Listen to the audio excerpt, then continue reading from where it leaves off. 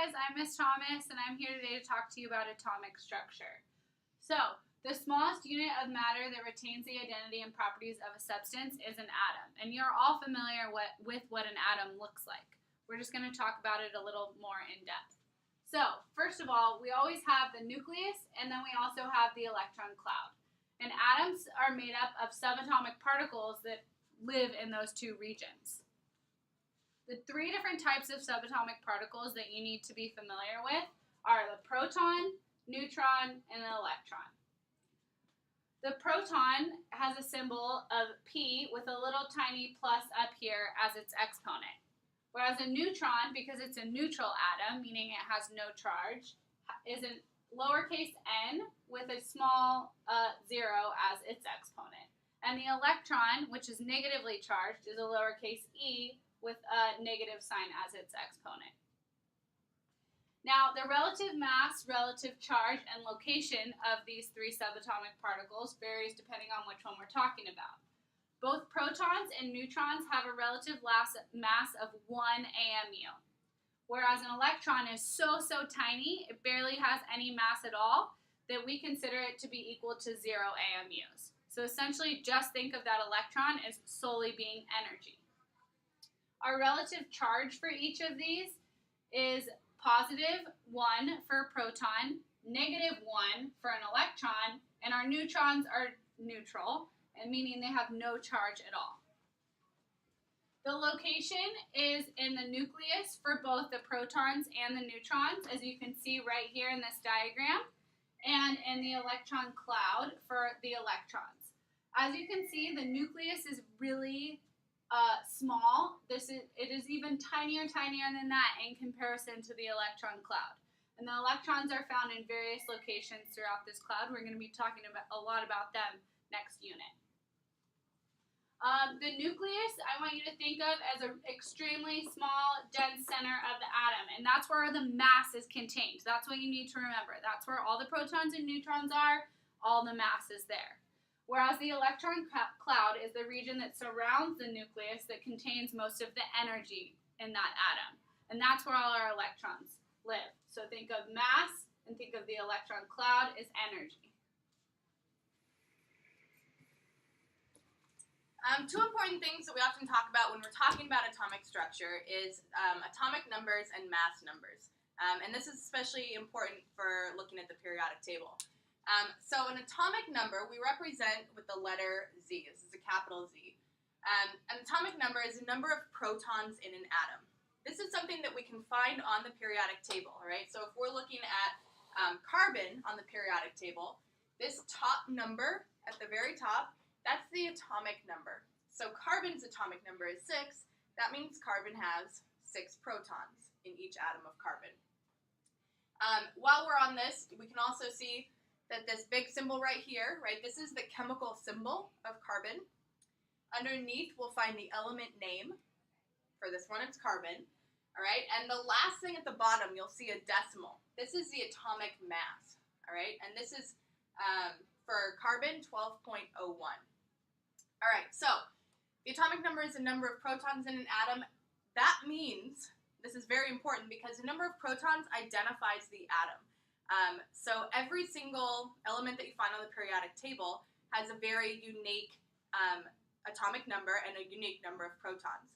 Carbon is the only element with 6 protons, all right? No other element can have 6 protons. If it has 6 protons, it's carbon, all right? So it identifies the atom. It never changes in chemical reactions. If it changed, then we wouldn't be able to identify the atom using that atomic number, all right? So in a chemical reaction, that number of protons will never change.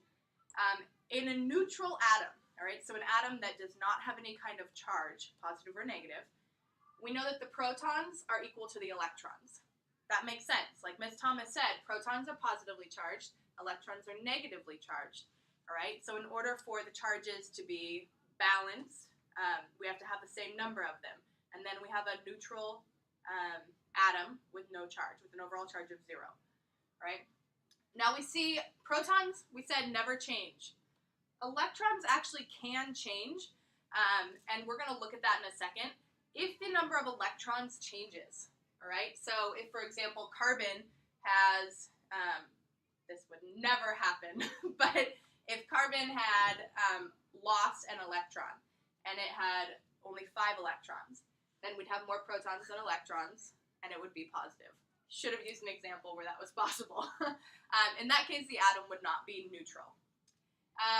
Mass numbers are the second thing that we look at, and unfortunately, unlike atomic numbers, we can't find mass numbers on the periodic table. We see that there's the atomic mass here. That's not the same as a mass number, because the mass number, abbreviated capital A, is the sum of protons and neutrons in an atom. When we're looking at protons and neutrons, we're looking at whole numbers. A whole number of protons, a whole number of neutrons. When we add those together, we're going to get a whole number. We're not going to get the decimal up here that we have, all right? So the mass number is actually a little bit rounded from the atomic mass. So it's a whole number, it's not on the periodic table, and it helps us to identify different isotopes of an atom, all right? Different isotopes, we're going to talk about in a second as well, but they have different numbers of neutrons. So in order to find the number of neutrons, we already know how to find protons and electrons in a neutral atom, right? Protons are the atomic number, which we find here. In a neutral atom, the number of electrons is equal to protons, okay? So all that's left is finding the number of neutrons. We can use the fact that we know that the mass number is equal to protons plus neutrons. If we rearrange that, then we'll have the number of neutrons is equal to the mass number minus the protons, right? So if we know mass number and we know protons, we can figure out the number of neutrons in an atom. The other hint over here, atomic number will never change. Mass number can change, right? Because neutrons can change, mass number can change. All right, so I said that the number of electrons in an atom can change.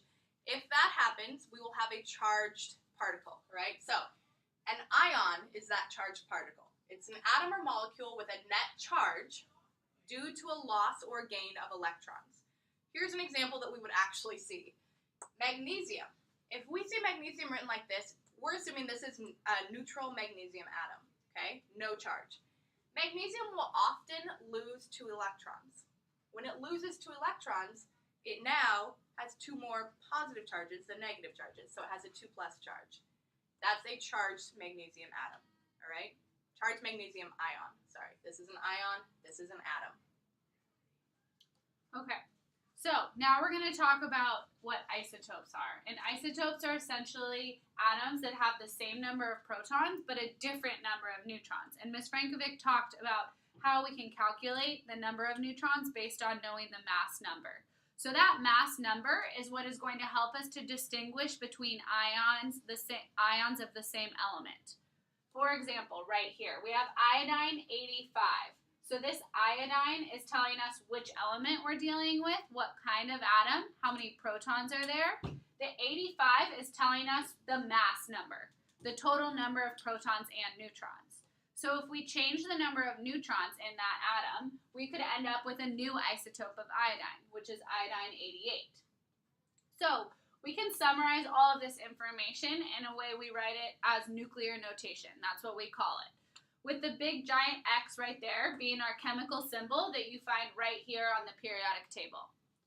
At the top, we have our mass number, which is abbreviated as a capital A. And remember that mass number is always equal to the number of protons plus the number of neutrons that are in that nucleus. And then lastly, we have our atomic number at the bottom, which is abbreviated as Z. And that atomic number is telling us the number of protons in that atom. So for an isotope, we are always going to have the same chemical symbol and the same atomic number. But the mass number is going to change depending on what type of ion or isotope we are dealing with. Okay. And there's, I covered all that. And this is what we call, I think she said it, is nuclear notation. Nuclear notation. Right? And we can use that nuclear notation to complete this isotope table. So we're going to go over this together right now to fill in all of these boxes. But essentially what you've learned either right here in looking at the nuclear notation or on the last on the last board gives you an idea of how you can go ahead and fill in all of these boxes. So we're going to start here with silver 108, and I have from the periodic table, silver up here. All right. So silver 108. I'm going to start with the atomic number. All right. So for silver, I can just look right at the periodic table. The atomic number will always, for silver, be 47. So I can write 47 in there. The mass number, remember, not found on the periodic table, but conveniently, it is found here, silver 108. That means this is silver with a mass number of 108. So 108 is my mass number. For the nuclear symbol, I'm just going to have the mass number, 108, over my atomic number, 47. And I'm just missing this chemical symbol, which up here for silver I see is Ag. Okay, so for the second half of the table, we're trying to determine the number of protons, the number of electrons, and the number of neutrons in this isotope of silver, which is called silver 108. So, because my atomic number is right here, I know that that's how many protons and electrons I have, no matter what, every single time I'm filling out this table. So you can go ahead and draw an arrow if you want to both of these, because if I have an atomic number of 47, I know I have 47 protons, and therefore I also have 47 electrons, because I'm only dealing with neutral atoms right now. So you can also maybe put down here that this is always equal to Z. This is always equal to Z. Now, to find my number of neutrons, I'm also given my mass number. And remember, my mass number is always equal to my number of protons and my number of neutrons. So all I have to do is have my subtract 47 from 108, and I get 61. Okay? So if you go ahead and you look at our nuclear notation, you'll notice that A is on top, which is my mass number, and Z is on bottom. You can just use that to go ahead and calculate the number of neutrons. So I'm going to write that right here. A minus Z equals my number of neutrons. Okay? For our second one, in this one, we're given the atomic number and the mass number, but we're not given the isotope name or the nuclear symbol. We can still figure out what these are, all right?